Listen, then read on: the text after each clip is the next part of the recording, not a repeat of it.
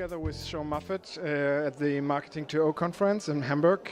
So you opened the conference yesterday together with Niels, and the key theme of this year's conference is about the digital reset. Why do we have to talk about it? Yeah, I was kind of attracted by the concept. I think, and it was mentioned in my presentation, we're kind of like probably about 5 years into this genre of social media being a mainstream type of thing, and I think one of my theses is that paradigm changes are happening 5 times quicker than they ever have. So what used to take 20 years now takes about 4 years. So it's strange to hear it, but social media in a lot of people's worlds, it's become a much mature industry.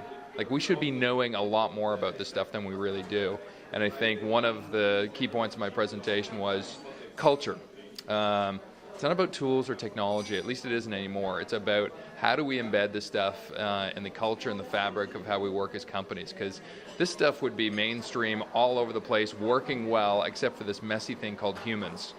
Humans take a lot more longer time in terms of accepting this stuff and accepting change. So I think, as you've seen from the bucket load of presentations today, we all kind of get the knitting of what this stuff is. It's more about how does it live inside companies where a lot of times the people around us don't know what's going on as well as we do. So while you're saying that while companies are doing social activities, they don't have the right culture internally to really embrace social, is that right? Yeah, I mean, we're sleepwalking through a lot of this stuff, right? I can tell you, somebody could teach me how to dance, and I could feel like I've learned all the steps. I'm not a good dancer. I don't have the hips. I don't have the mind for it. I would be very wooden doing it. And I think in some respects, social media and new media is like that too. Most people still, if you look at the senior executive suite of most companies, most of those people have not succeeded in life based on having great digital skills. They probably got to their position for a much different reason. It's changing. Over the next 5 years, you're going to see a lot more people in those positions actually have much more digital skills and understand the stuff natively.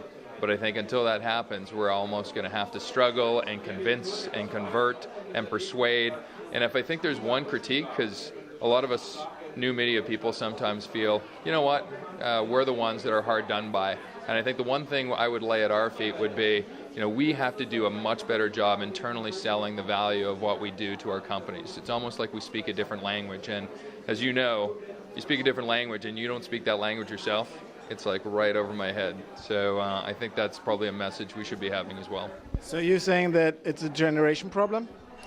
I hate to say that, you know what? Because people, I'm not even going to say what my age is, but I am not a digital native, and yet I have embraced it. 10 years ago, I made a conscious choice this was going to be a big part of the future.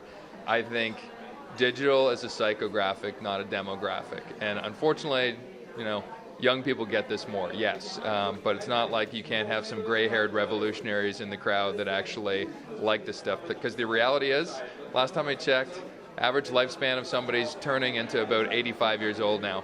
These people are going to live for a long period of time. And so if digital was a demographic thing, you're almost putting these people in a criminal prison sentence for the next 40 years of their life. So they'll get it. It's just going to take them a little while longer. Thank you. Appreciate it. Thanks very much.